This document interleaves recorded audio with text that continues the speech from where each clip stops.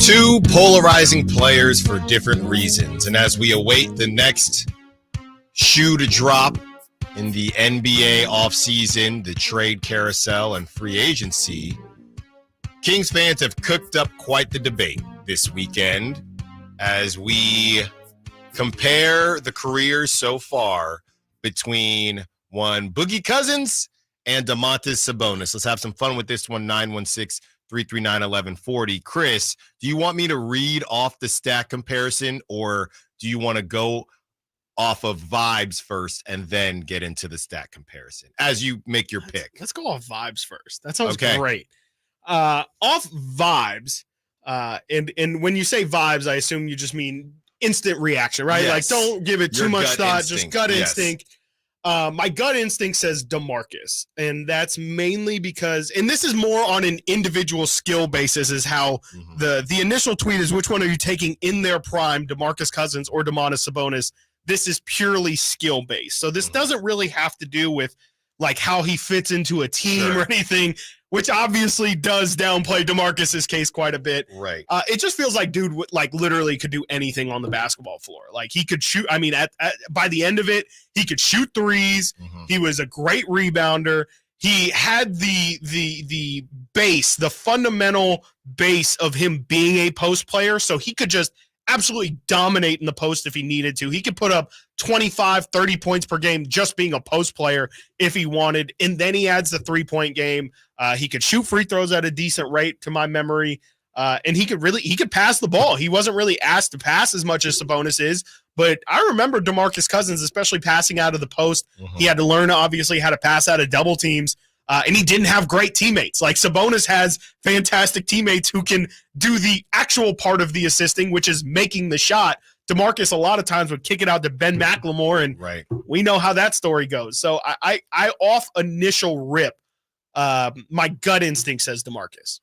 Yeah, if you the first question, right, and we do this with Brock Purdy all the time, if you put Boogie on this Kings team instead of Sabonis, would they be better if you had prime Boogie on this team? It's kind of a cop-out answer. It's kind of tough because he plays so different. Like, DeMarcus is not fitting in a box the way that Sabonis like cleanly fits into his run, dribble, handoff, run the offense through you, but you're not the primary scoring option. Feels like DeMarcus has to be like a Joel Embiid, where it's like, dude is the offense and everything kind of works off of it. So it's kind of weird. Yeah, I mean, that almost becomes the more philosophical question of, again, individual talent versus what he brings to a team. I think they would be really good. I think they would be more scary to go against. I don't know if they would be ultimately a better team because, I mean, honestly, DeMarcus's downfall is he at least when he was at his peak, I mean, when he was in Golden State, of course, his legs don't work the same. It's a little easier to fit into a mold. Kind of felt like when DeMarcus was up top, he knew he was up top and wasn't going to settle for being anything less than the second fiddle. So it really ends up coming down to how good do you think a team centered around DeMarcus can be? And I just don't have any history to go off of that says that that's going to work out. So I would say they're a worse team, but you could definitely easily convince me that he, with that talent, with him, DeRozan and De'Aaron, come on. Like, I mean, that's just, we're scoring 130 points every game. It's a pretty even split. You have Sabonis, who's already played more games than Boogie, 223 to 185. Boogie averaged 26. I wonder if that's Kings specific. Yeah, I don't know how many games he played. No, yeah, that is, I don't even know what that number is going off of. Because DeMarcus played 470. Yeah, how is that possible? Yeah, that's from Josh Eberle, by the way. Yeah, that's interesting. Yeah, he's are those non-Kings games? No, not even. No. Yeah. Well, now I don't trust anything from this, and nobody even corrected him. It's very that's bizarre. Interesting. Sabonis hasn't played 200 either. Yeah, no, I'm not sure what that number is referring to exactly. Yeah, but I mean, yeah, career wise, I mean, even still.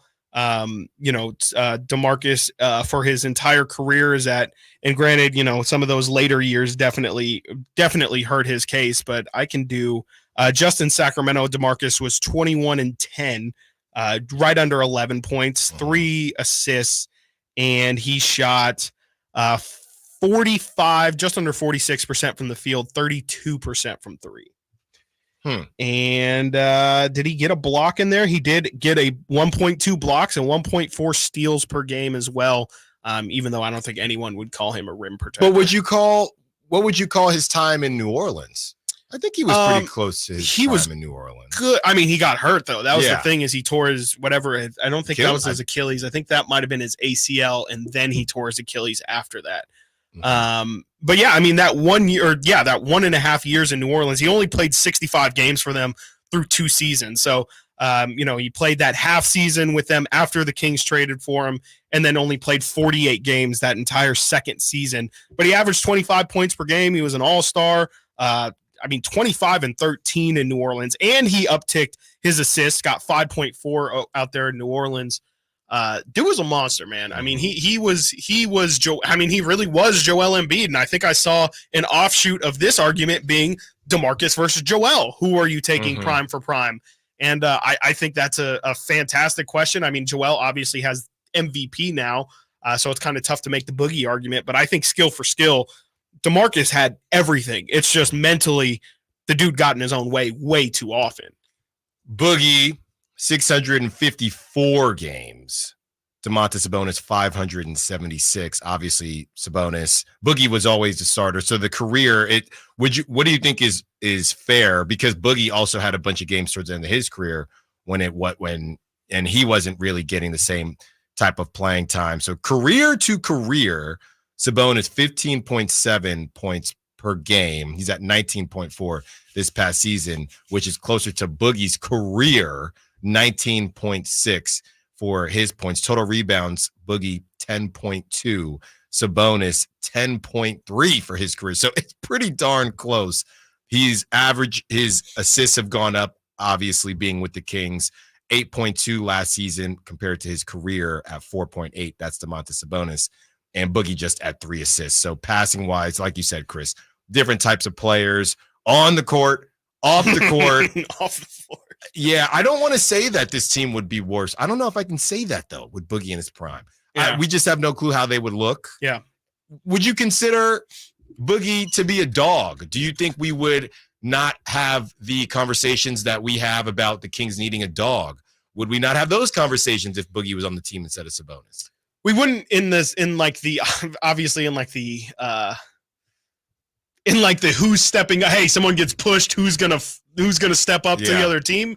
Not in that sense, but we would definitely have conversation. DeMarcus was a lazy player for sure. I mean, he definitely got away with having so much talent and being the best player on the team that he would not run back on defense. He was not diving for loose balls or anything like that. But I mean, absolutely, DeMarcus is bringing that edge. However, in the locker room, again, that's where it kind of becomes a problem, and that's where it was a problem.